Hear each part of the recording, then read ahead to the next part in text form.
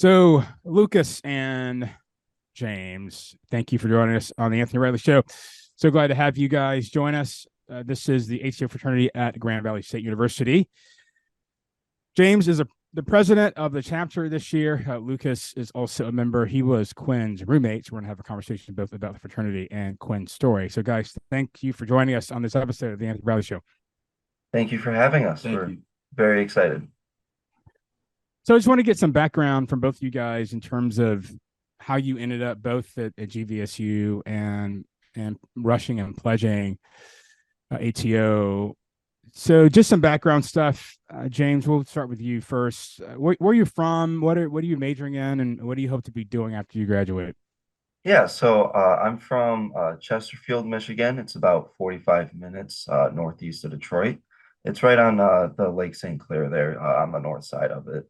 I went to L'Anse Creuse High School North for my high school. Big shout out to the Crusaders over there. They allowed me to do a lot of AP programs, which put me ahead. And then while I was going there, I realized that I wanted to go into business to further my education. So I did a quick little Google search on like what in-state colleges offered the best business programs, and Grand Valley was up there in the top three. So I decided that would be the best place to further my academic career.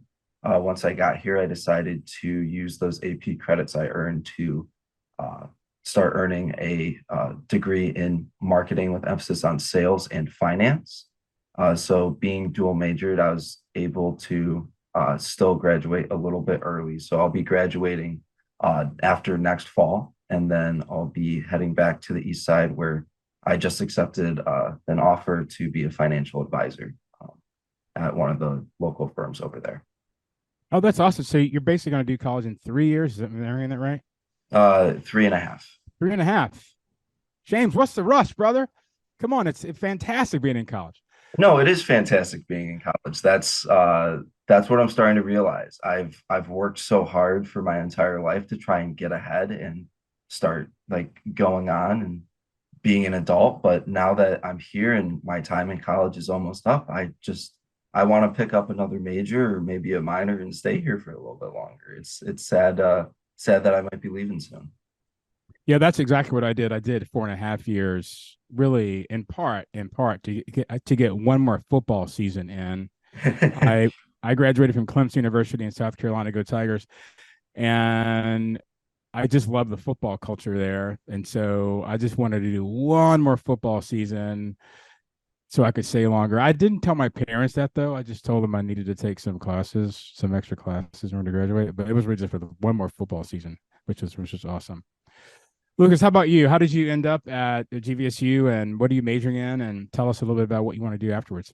So I'm a sophomore here at Grand Valley. I am in the accounting major program. I wasn't always an accounting major, but that's just kind of the path I've decided to pick now. I'm originally from the East Side, Warren, Michigan. How I ended up at Grand Valley, I was originally set on going to Michigan State, but it just didn't really align with what I wanted. So I ended up just applying to Grand Valley State, and now I'm here. And when you guys were in high school, were you thinking about being in a fraternity? Was that even on your radar? Was your dad in one, or how did you when you were in high school? What were you thinking about Greek life? For myself personally, I've known that Greek life was the place for me once I got to college. My dad, he was in Theta Xi over at Kettering University when he was in college, and uh, we have this wall right by the fridge where they keep all the Cokes and the Pepsis in there. So every time I was a little kid and I'd run up and reach the fridge, I'd see on the wall his composites, the paddle that his little gave him, pictures from his senior year spring break, the long drive championship from their time doing the golf outing, and just like this little shrine for what his favorite time in college being a part of Greek life was. And that I could just tell by the smiles on everyone's faces and the good times that they're having that I wanted to be a part of a community like that. So I knew that once I came to college, I was going to be joining Greek life. Great. How about you, Lucas? In high school, I never really considered even joining a fraternity. I always knew I wanted to be a part of something bigger in a community, something that I could, I guess, change the community with. I just never really knew until I started attending college that it was going to end up at a fraternity.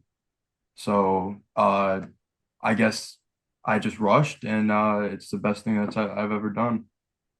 So what was it specifically about ATO when you guys were rushing that made you think, you know what, this is the group of guys I really want to spend the rest of my college years with?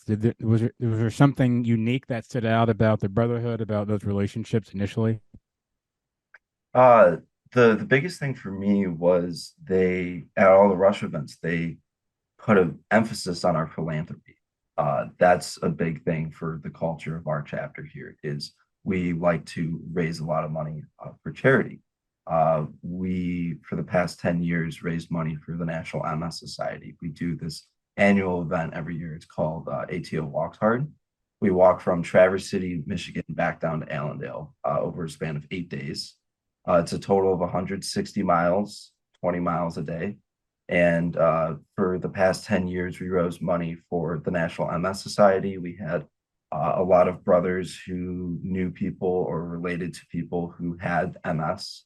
So we designed the walk with the intent in mind of experiencing the physical pain that they experience on a daily basis, trying to live life, but just getting a small taste of that over that 8 days to sort of try to understand what they go through. Over those past 10 years, we were able to raise $360,000 for the MS Society. But recently, last winter, one of our fraternity brothers, Quinn, took his own life. And we knew that we needed to do something a little different. We had good ties with the MS Society, but we needed to raise money for something that mattered to all of us. So we ended up changing the charity that we raised money for to the American Foundation for Suicide Prevention. And we're doing our walk from May 1st through May 8th this year to raise money, sort of to honor Quinn and his memory. How about you, Lucas? What was it about ATO that made you think, I want to be with these guys in particular? Well, originally, like I said, I never really wanted to rush a fraternity in the first place, but my roommate Quinn, he rushed ATO and he became a pledge here. And he just kept pushing me to come out to an event, just to come out to the house and meet everybody. And once I finally budged, I came out here. Everybody was just so welcoming. I One thing that did stick out to me from the other fraternity was the Christian values, and I was always raised in a Christian home. So that was something that really stuck out to me, but also just how welcoming everybody was. Like Jamie mentioned, the philanthropy. I've always liked doing community work and anything just to give back to the community. So when they put a big emphasis on that, that really just stuck out to me.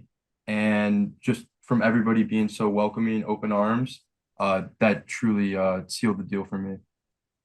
And you guys have been in for a couple of years or so. I'm wondering how would you describe the difference between your friendships in the fraternity that you have now versus the nature of your friendships in high school? What's different about fraternity friendships versus some of the high school ones that you had, or are there any differences? How would you describe that? All my friendships in high school, they're my same friends that I'd grown up with my entire life. Like I had a lot of them were either neighbors or friends that I had in my elementary school classes, and we just sort of stuck together all throughout high school. So there's that closeness and that bond that was there for from the very beginning. So when I came here to college and I didn't have that experience, that's what I was sort of looking for from the fraternity to see if I could form the closeness of those bonds. And it became very apparent to me even before my freshman year was up and before I even moved into the fraternity house that these guys were going to be my brothers for life, that the closeness of our friendship was matching the closeness of my friendship from the people that I had spent my entire life with. So just the quickness that those bonds were able to be formed Um, that was a surprise to me. And then just the variety of people that you get to meet here, because we we have a couple characters, and I gotta say there's some of my favorites. The stories that some of these guys tell at chapter meeting, they have the whole room falling out of their chairs laughing. So there's just so many aspects of it that are just different. Working together with all of our friends to work together towards some common goals or to try and achieve something, that is an experience that you don't really get anywhere else. So I couldn't be more thankful to be a part of it. That's great. You know, I have this book that's out called Heroic Fraternities, subtitled "How College Men Can Save Universities in America." And what you just said is exactly, like, you're like, I quote in the book almost. What you said is exactly the list of reasons I give at the end of the book in terms of why guys join fraternities. I mean, it is for the camaraderie, for the fun, having something, a mission outside of yourself to do things together that forms those bonds in such a way that do last a lifetime. And a lot of people don't understand that. You know, they think sometimes fraternities are just guys just kind of hanging out getting drunk, but there's so much more. And those bonds that you just talked about are really crucial in helping you guys thrive in college. I mean, it was for me. And so those are the sorts of reasons. I mean, I think I want more people to know about it. It sounds like your chapter has a really good culture in terms of forming your brotherhood that way. Lucas, how about you? What was the difference, would you say, between your high school friendships and the ones that you've formed in the fraternity so far? So in high school, I was a part of the wrestling team for 4 years, and like you mentioned, working hard together for like a bigger mission was always something with the wrestling team that we were always trying to win, we were always trying to accomplish a feat. So working hard together in that aspect really brought us together in high school. But difference with the fraternity is just in every aspect of life. It's working hard in the classroom. It's working hard for these philanthropy events. It's working hard to meet new people and get the biggest pledge class. And since I've moved into the fraternity house, I've really felt every aspect of it. And I feel that's the difference of it, is because they see me on my good days, they see me on my worst days. So they really are there for you, sometimes even when you don't want them to be. And that's just the difference I see. And so you guys have a house. I'm hearing that. Yeah. And how many guys are able to live in the house? We get 26 guys that can live in the house. And how would you describe the nature of that experience? I'm assuming it's fun on the one hand, Yeah. right? You guys are smiling right now, so that means there's stories. Like when I say living in the fraternity house is fun, and both you guys start smiling, there's some stories behind those smiles for sure. And I'm sure that it's also fun. There's probably some challenges that come as well with a group of guys. How would you describe what's it like to be in your house in particular? Yeah, so this is actually my second year living in the house. I after doing the required gotta live in the house for a year for the bylaws, I realized that there's no community living experience like this. Yes, you're sharing a bathroom with 26 guys. It's sort of like the dorms in that sense, but that's the only thing that's like the dorms. And I mean, just any time of the day, you could walk down the hallway, someone's door is going to be open. They're either going to be playing Madden or 2K or something like that, or someone's going to be making, like, we have a couple DJs in the house this year. So someone's always mixing a beat together. Or we have a couple guys that like to freestyle over those beats. There's always something going on. I would say one of the challenges of living in the fraternity house is trying to get that work-life balance. I learned very quickly that you can't do homework here. You have to find another place. Like, even though we do have a study room, and if you're able to get in there before 3 o'clock during the week, the house will be quiet and you'll be able to focus. But once the guys start getting out of classes, they'll start playing pool. We'll have guys, we just made some new cornhole boards, so they'll start doing that. Like, there's just so much going on all the time. You're never bored here.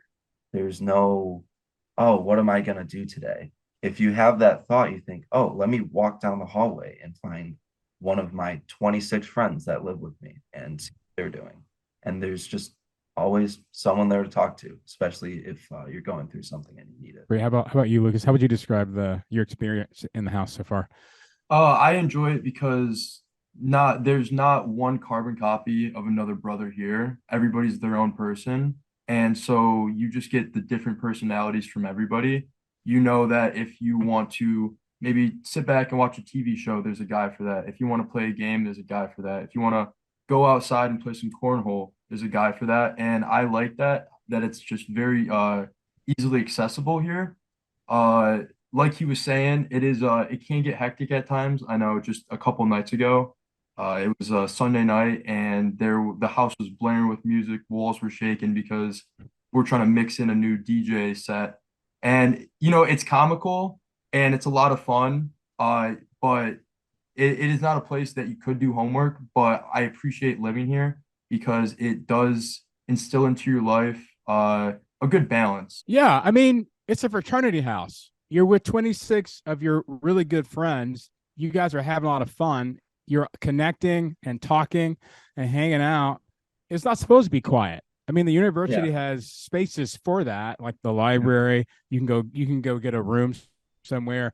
When I was in college, I would just go to an empty classroom. I would just go to a building that had an empty classroom and just study in there. Yeah. All sometimes by myself, sometimes with somebody else. But in the fraternity house, you're not supposed to be study hall kind of environment. Now, some houses at some universities are massive, and they do have these massive quadrants of the house where it is quiet. But I think in a context like yours, if you told me, yeah, our house is a place where you're not able to get a lot of work done after 3 o'clock, I'm like, perfect.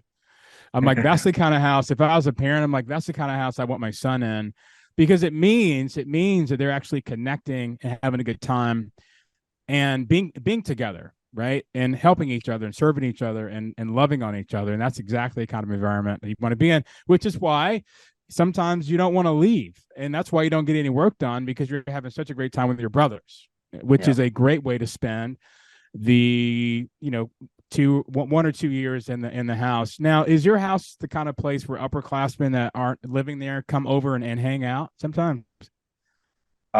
Typically they'll come over and hang out when we host Brotherhood events or something along the lines, or if there's a like a Super Bowl or something like that, like some big event, we'll host something at the house, and that will draw a lot of the older brothers. GV has a sort of unique structure on how their campus is laid out. They have their Allendale campus and their Grand Rapids campus. The Grand Rapids campus, that's where the medical school is, that's where the business school is. So with a lot of the seniors being in the business program and like all of their classes being downtown, that's also where conveniently all of the bars are. So as they turn 21, they get into their senior year, they move downtown. You always have a group of fraternity brothers that you still live with. So it's like a mini chapter house. Like it's not officially an annex or anything like that, but they'll all the upperclassmen will go downtown for their senior year. So getting them out just on a like random Friday night, that's a little bit difficult, but trust me, they're still experiencing the brotherhood down there, just in a smaller group setting. But for the older guys that don't go downtown and live here, I would say they come out quite a bit. Oh, that's awesome. So the campus is laid out, it seems that you have opportunities in your brotherhood to no matter where you are, almost in the state, right? Yeah. You can be around your brother either on campus there or downtown, or even in Grand Rapids. If you go to grad school, you can still hang out with some of the people that you knew when you were an undergrad there, which is super awesome. So, James, I have some questions really just for you because you're the president. I want to give you a chance to sort of pitch, if you kind of pitch ATO to America here, right? I mean, if there's some high school parents listening to this and they're like, should I send my son to Grand Valley State? If I do, what fraternity should he rush and pledge? James, I'm going to give you an opportunity to kind of give your best pitch for why ATO, in your opinion, because you should be saying this, is the best fraternity on the entire campus. All right. Yeah. I mean, you have to believe this because you're the president of the thing. Yeah. What would you say? What would you say makes ATO distinctive? You mentioned the philanthropy Yeah. piece as well, but what else? What is it about ATO that makes it distinctive there on the campus of Grand Valley State University? Well, it's just the quality of the brotherhood. I've had countless members come up to me after they've joined and said that they had rushed a lot of the other big fraternities here, but they realized as soon as they came to our events, they saw the smiles on everyone's faces, how everyone wasn't just routing them, asking them a ton of questions. It was, hey, come over here, have a conversation. Let's get to know you for you and understand what you like to talk about, and really making them feel like they actually have a place here. And that welcoming nature that attracts a lot of members, and that increases just diversity and personality. So it doesn't matter if you're a theater kid, it doesn't matter if you're a business major. We have them all. Like, we don't have large demographics for each of them, but we have little tastes of pretty much every major here. One of our members, he's an RA on campus and training to be a GV security guard. You don't really hear many fraternity brothers working for the security on campus.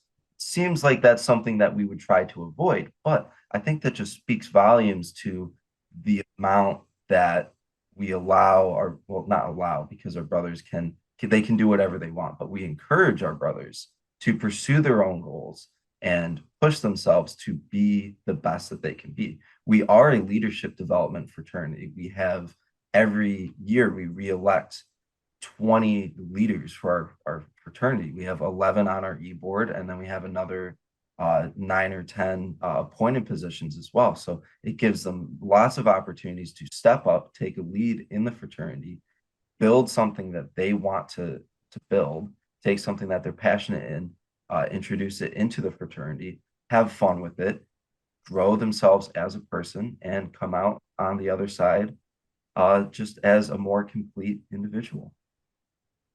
That's fantastic. One guy I know at a different fraternity on a different campus, he basically described fraternity as a master class in leadership development.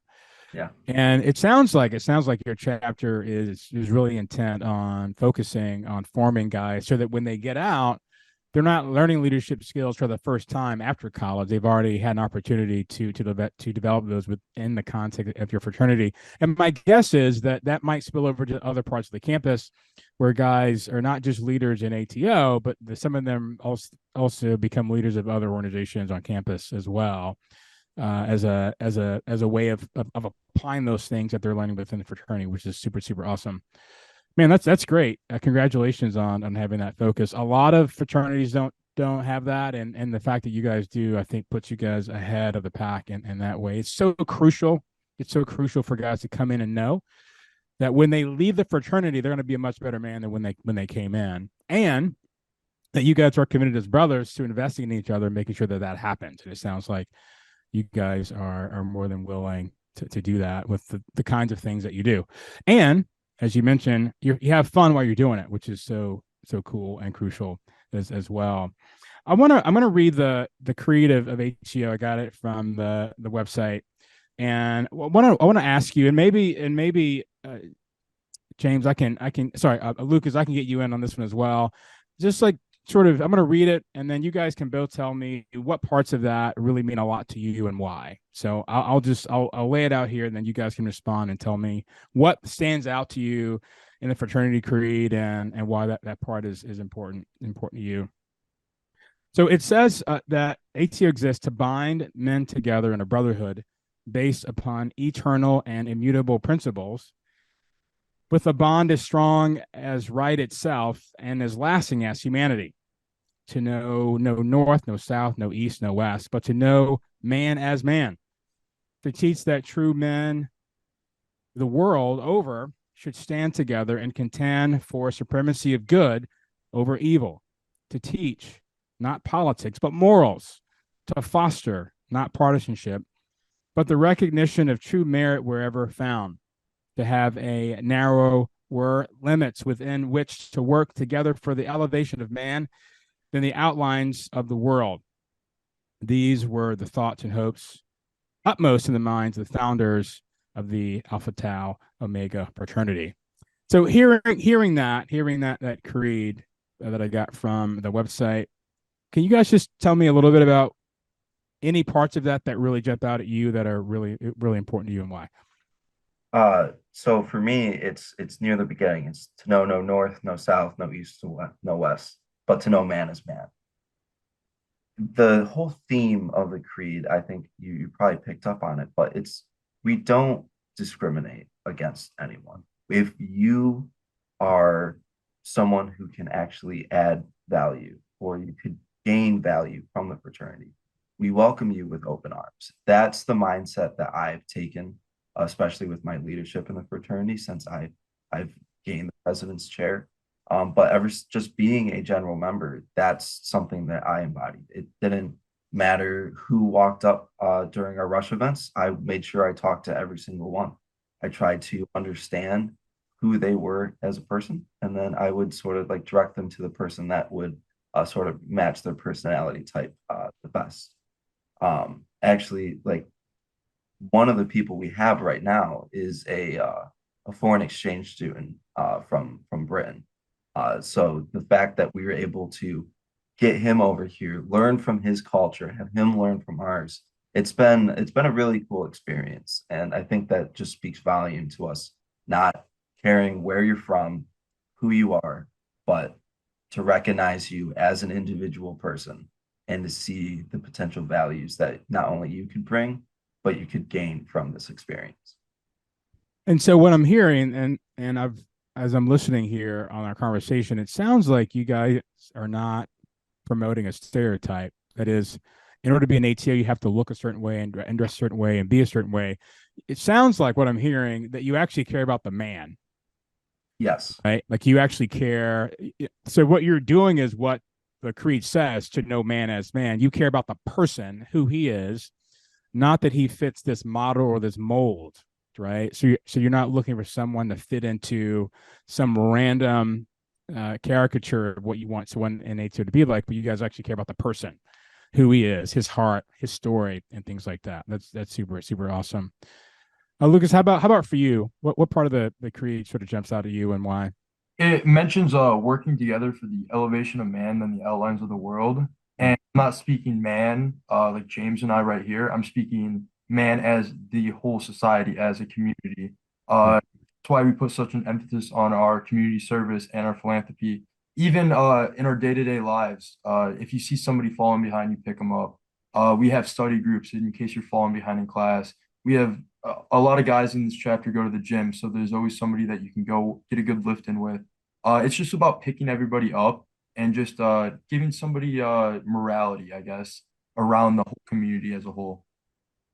Yeah, that's really great. I think a lot of people don't realize that fraternity brothers really do a lot to support each other and to keep each other accountable to being excellent men, and that you guys actually care about that and want to do that. And like I said earlier, you join ATO, you pledge it, and then when you're a senior and you're graduating, you're just a much better man than you were when you started. And that's because you guys are really sharpening each other and really investing in that. And I hope, gentlemen, that you're not skipping leg day. I just want to put that out there. Do not skip leg day. You can get as little as you want, upper body, but you do not skip leg day. Make sure you're doing that. And that's part of the accountability, right? We got to do leg day, bro. We got to do. Need to. Yes, absolutely. And I want to sort of transition here now and kind of talk about some of the experiences that you guys have had and some of the changes in your culture in light of a tragedy that you had recently. You mentioned earlier, James, that you had a member who tragically took his life, and that changed some of the trajectory of your philanthropy. I'm curious to know more about that story, and I'm wondering if you could just sort of tell us a little bit about how you came to discover what happened and anything that you could help us frame the circumstances of that event. What would you say in terms of telling us what would happen there? Well, I guess I'll go first for this one. I had just gotten back from the library that night, and I walked into the house. And as I'm walking to the house, I hear sirens on sirens on sirens heading towards campus, and I didn't know what was going on. I went and I sat down on my like in my room and started doing my typical nightly routine, and I heard a knock on the door, and one of my brothers, his name's Jesse. He came up and he's like, "Hey, I need to talk to you really quick." Uh, and he asked me if I heard about Quinn. I thought that it was something to do with like his membership. I was like, "Oh, did he drop?" And he just said, "No. Do you hear the sirens? Those we think those are for him." So we got everyone to the house together as a community, and we just started supporting each other. There was a lot of denial in the room, not thinking that something like that could actually happen, because I think, especially for a large majority of the chapter, it blindsided all of us. It wasn't something that we saw coming, and yeah, no, it was just a really rough time, especially like at the start in those following days. And so what year was he and how long had he been in the fraternity? So he was a freshman actually, and he just got initiated right before he took his life. And so what time of year was that? Would that have been? It December, early December. And how many weeks did you guys normally pledge there? The entire fall semester. Okay. So yeah, our rush events were the first week of the year. The first week that we let you do your classes and get your syllabus week done, but then as soon as like that was done, we bring them out for rush events. And he was someone that stood out to all of us. I mean, he had the best hair I've ever seen. He had luscious locks. He looked like a rock star, and every time he smiled, it lit up the room. He made sure he had a conversation with everybody. He was probably one of the most sociable people I've ever met. And when I say he brightened the mood in every single room that he walked into, just with his presence, his demeanor, everything like that. I mean, he was one of the best of us. He was someone that we all look to as this is a future leader of our fraternity. This is someone that is capable of doing great things and bringing us together as a chapter. Um, we just didn't think that it would happen in the way that it did. Right. And Lucas, he was your roommate. And Right. can you tell us a bit about what you remember about him, how you enjoyed him? First meeting him, what did you think about, the kind of guy that he was and what your relationship was like there in your room that you shared together? I mean, moving day, I remember it. He jumped up instantly and just started helping me unpack my things. He had moved in before me, so he instantly jumped up, helping hand, and just the way he composed himself. He was a very confident guy. He was not scared of anybody, anything. He would go into any situation with his head held high. He actually helped me break me out of my shell a little bit. Um, he definitely he was a kind-hearted dude. He definitely a ladies' man as well. He had a good way with his words. He introduced me actually to the fraternity, so I wouldn't be here right now if it wasn't for him, and I appreciate him with that. We would always bounce fun facts off of each other. We both were very sharp-minded people. We took interest in a lot of the same things. We play video games late at night. We go to the gym together, go to the cafeteria together. We really kind of intertwined our lives together, and that was something I really appreciated about him as a friend and as a roommate. That we both had a common respect with each other, and there wasn't never really a dull moment with him. Yes, it sounds like you guys had a great relationship as roommates. And you mentioned that it was blind, right? So at GVSU, they just put you guys together. You didn't sort of, Yeah. is that right? Yeah, I texted him it was like a couple times over the summer once I got my assignment, and we're just like, all right, I'm moving in on this day, you're moving in on this day, sweet, I'll see you there.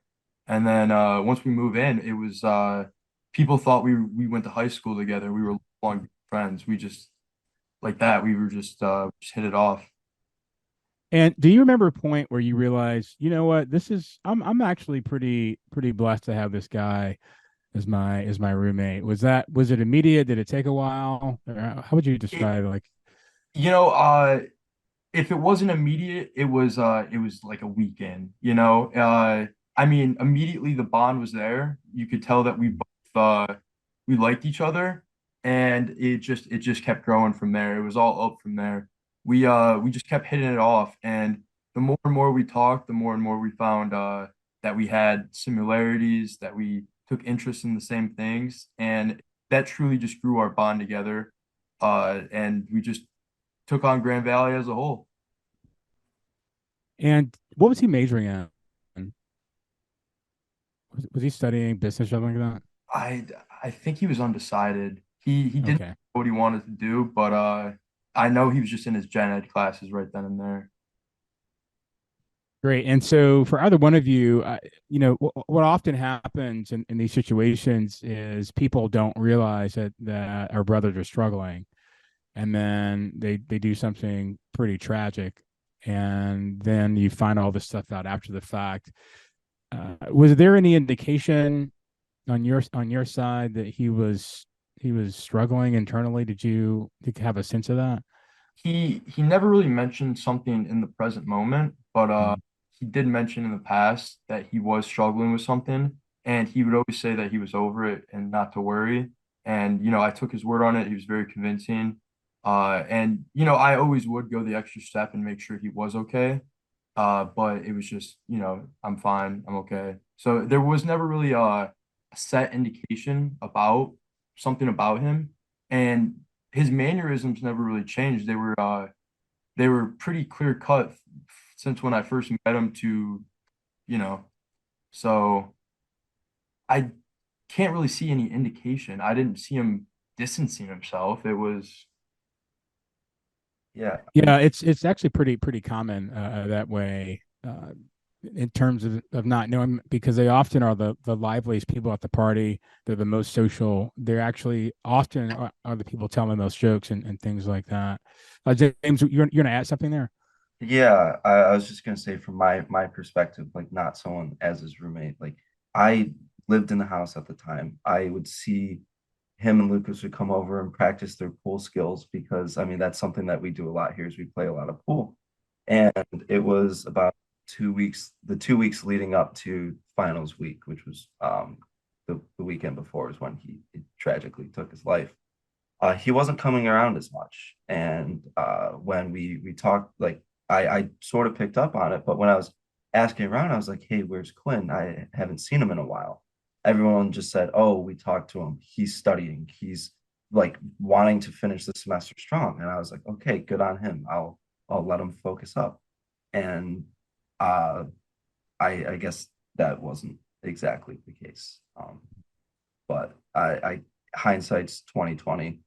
I guess I could have reached out, but it didn't seem necessarily out of the ordinary. the night that it happened, I was actually told the same thing. He said I was going out with our other suite mates. So it was a suite four person. I was his roommate, and then we had a bathroom that connected us to two other roommates. I was going out with them.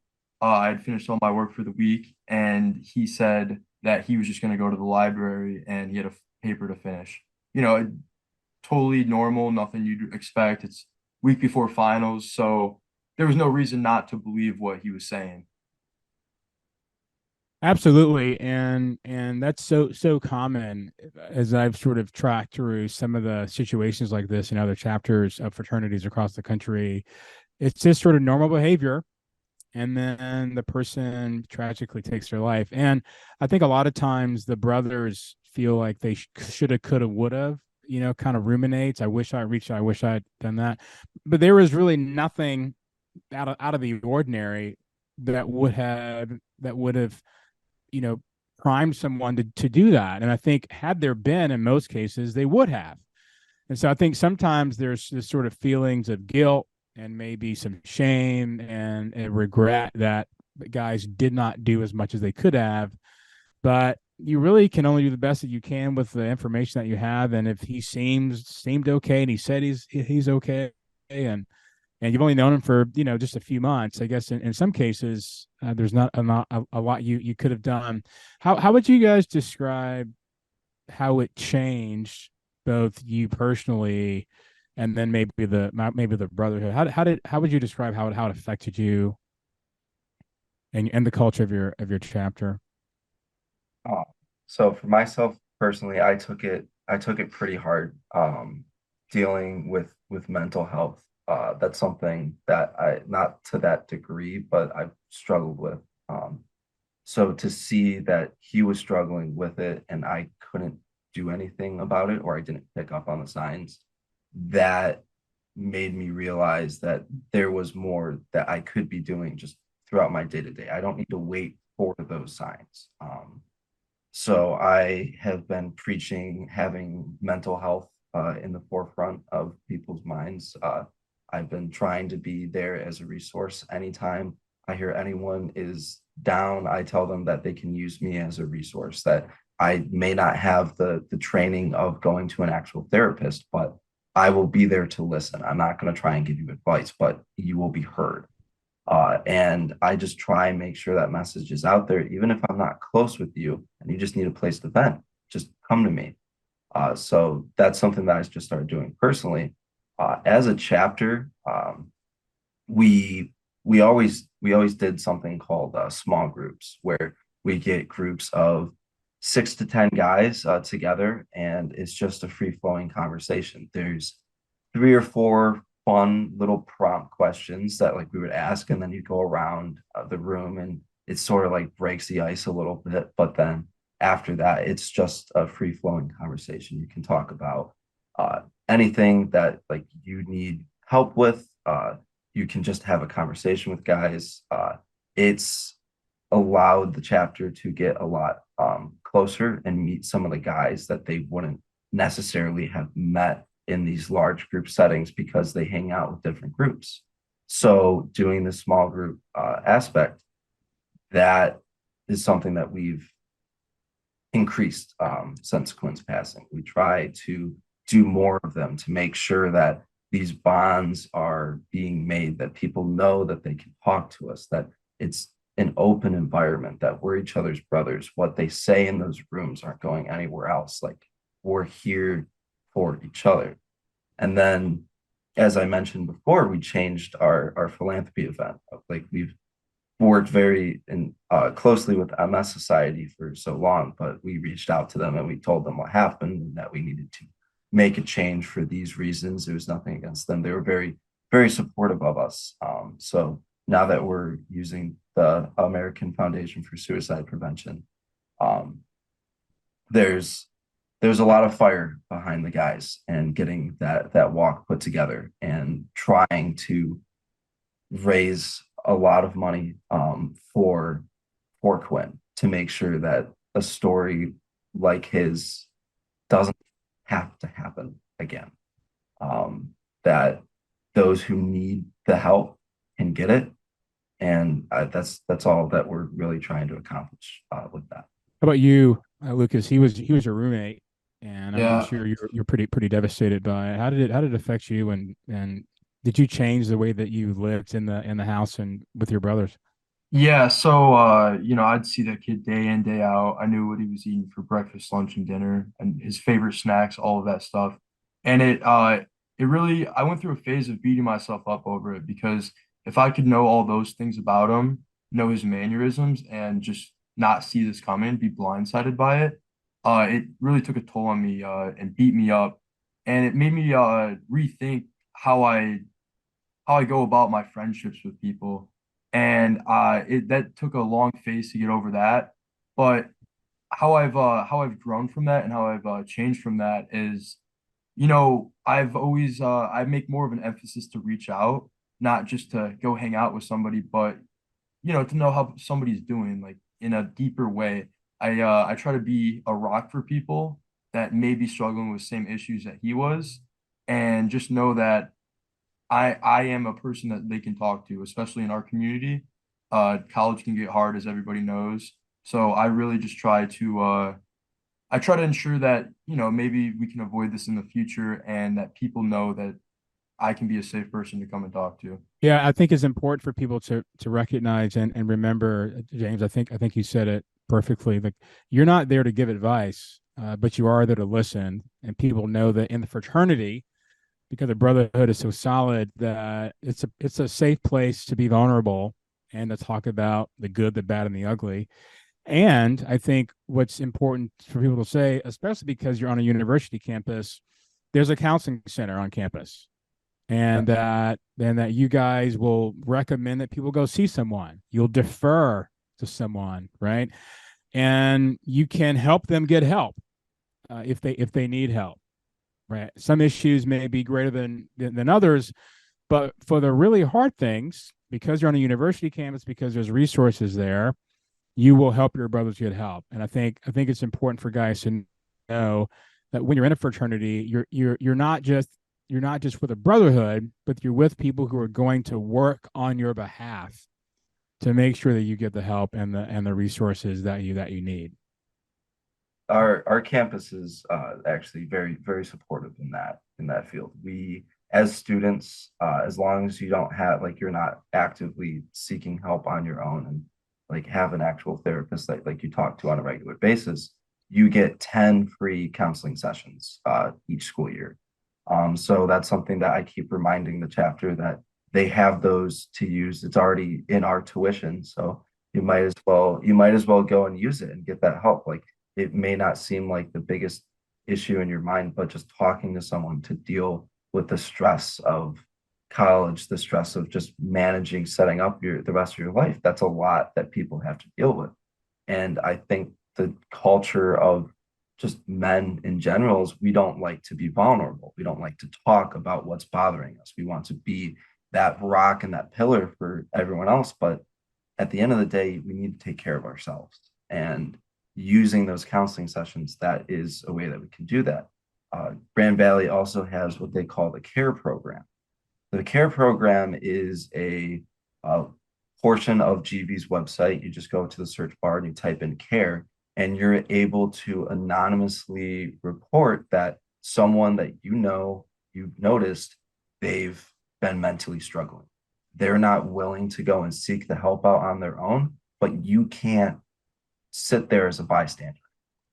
So you can go and anonymously report to the counseling center that someone is struggling and that they should be reached out to. So, and then that just prompts a call from one of the counselors. They try talking to them, see what's going on, and see if they can convince them to go in for a session and get the help that they need. So that's something that we communicate to the chapter quite heavily, making sure that they know those resources are there, because college, while it's the best times of our lives, it's not always the easiest. So using the resources that we have available is something that we place quite the emphasis on. Yeah, I think you said it well about men not wanting to be vulnerable and not wanting to admit that they need help. I think there's a confusion that if guys say I need help, that they will assume that people think they're weak.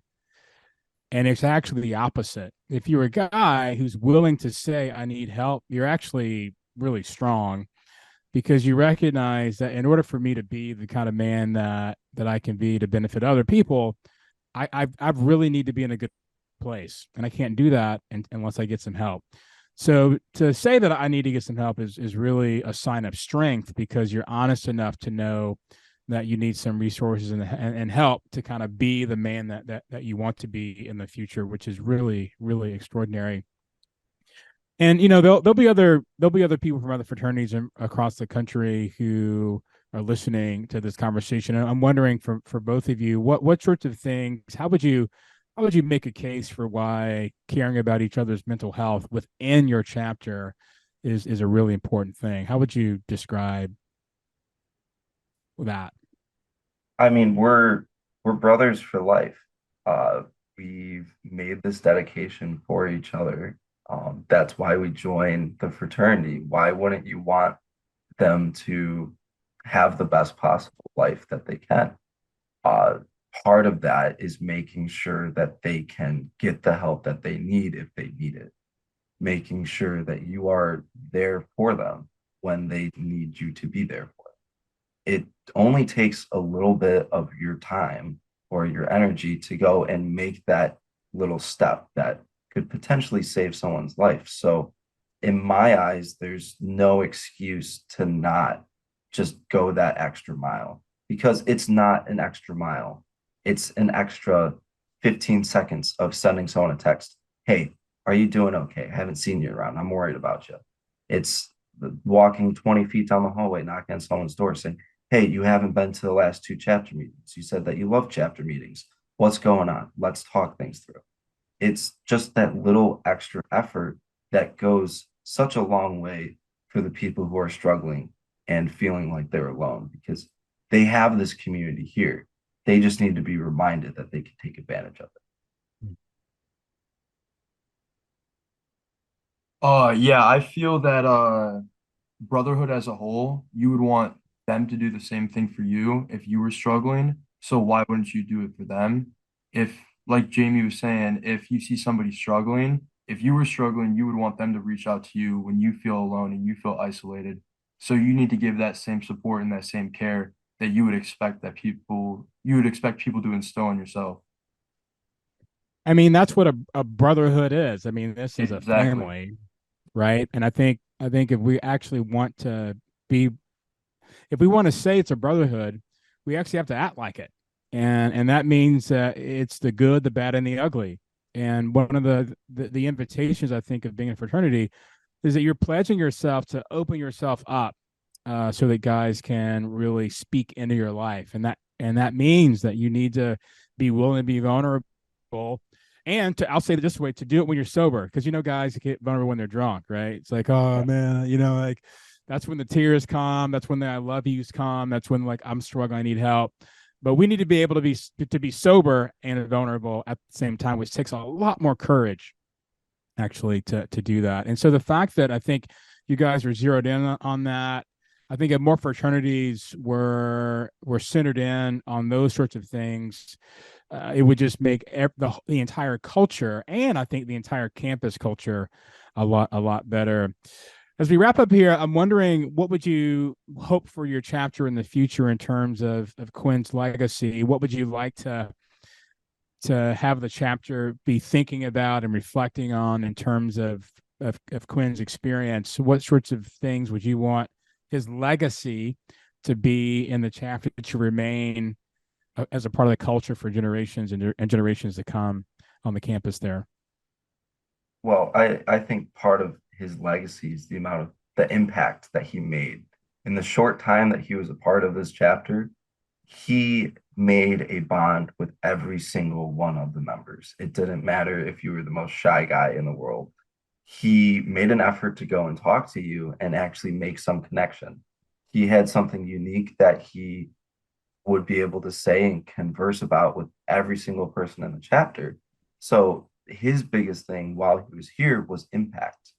And the impact that he made after he was gone, I mean, his funeral had like close to what, 1,000 people at It it. was insane. It was almost every single chapter from Grand Valley, like Greek life wise, like they came to support. We are working together with them to get a memorial placed on campus. I have a meeting with the dean coming up soon. So we're trying to make sure that his legacy is not forgotten. But part of what we're doing to honor that is, like I mentioned, the philanthropy event that we're doing. We're working hard as a chapter to make that go as smoothly as possible and raise as much money as possible. But the listeners, they can help if they would like. If they go to the American Foundation for Suicide Prevention's website and then click on events, endurance events, and search ATO Kappa Lambda, it will show up with our donation page. You can continue to donate from you can just donate to it. There's not really a time limit, but this year's walk will be taking place from May 1st through May 8th. So hey, follow us on Instagram, pay attention to the walk. We're going to be posting a lot about it and continuing to make his legacy turn into something that helps other people as well, because he helped a lot of us just grow as people, and we sort of want to continue that on. Nice. How about you, James? Sorry, Lucas. No, you're all right. Yeah, I wasn't in the chapter before he was, but it really brought everybody together. It still has brought people together, and people are still. Can I restart that? Yeah, of course. Oh Mhm. yeah. I wasn't in the chapter. We rushed at the same time, but once that happened, it really brought everybody together, and that culture has still continued to till now. Like James said, the philanthropy, all of that, but it really has instilled a camaraderie around here that everybody's here for each other, and I just want that legacy to continue on till after James graduates, after I graduate, just for generations of this chapter to come. I really think that it's an important thing to be there for each other, and not many chapters around the country truly understand what that brotherhood means. It's not about just having buddies to go out and drink with, but really having people to be there for one another. And I hope that culture around this chapter stays for many, many years to come. Well, gentlemen, based on what I've heard today, I think if I was rushing fraternity at GVSU, I'd be a fool not to pledge ATO. I mean, you'd be an idiot, right? I mean, Yes, sir. seriously. I mean, who doesn't want what you guys just said? I really am so encouraged, and I think if I was a parent and I was sending my kid to GVSU, I'm telling him, hey, you at least have to check these guys out, even if you're not thinking about fraternity. You can, rush a bunch, go visit them, but this is one of the ones you have to visit, or you're not coming home for Christmas, right? It's like you have to at least go by and tell me that you were with these guys. And I think part of what that legacy is, you mentioned, Lucas, that you guys are there for each other, and if that alone is something that carries for generations and generations to come, your fraternity will not only be huge, but it'll also be sustainable, and you'll be living out the exact words of the creed to bind men together in a brotherhood, and that's exactly what it seems that you guys are on the trajectory to do, and Quinn's contribution to that culture will live on for generations to come. There's a phrase in the Eastern Orthodox Church when someone passes away that it says, "May their memory be eternal."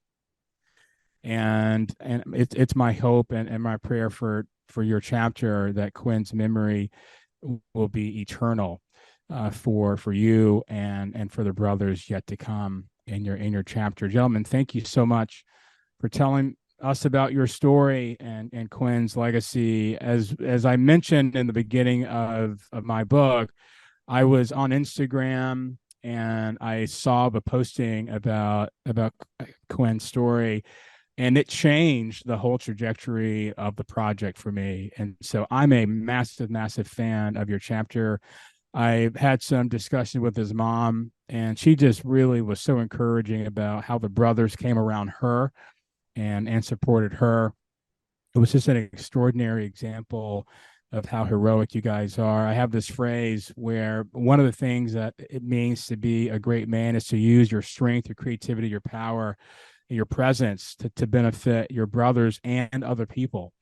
The fact that you guys were so caring for his mother in this situation, to be other centered even in that sense, beyond yourselves, caring about her, is really, really extraordinary, and really was a blessing for her. So I'm extremely, extremely excited about your chapter's future. And I think with the kind of men that I've been talking to right now, if your chapter, if you guys represent the sort of basic core of what your chapter is like in terms of the quality of men there, it's an extraordinary place. And like I said, I think if I was rushing and pledging and thinking about that even as a high school student, but as a freshman, I would be an absolute fool not to pledge this fraternity. Gentlemen, thank you so much, and it was a delight to have you on the show. Thank you. Yeah, thank you. Thank you.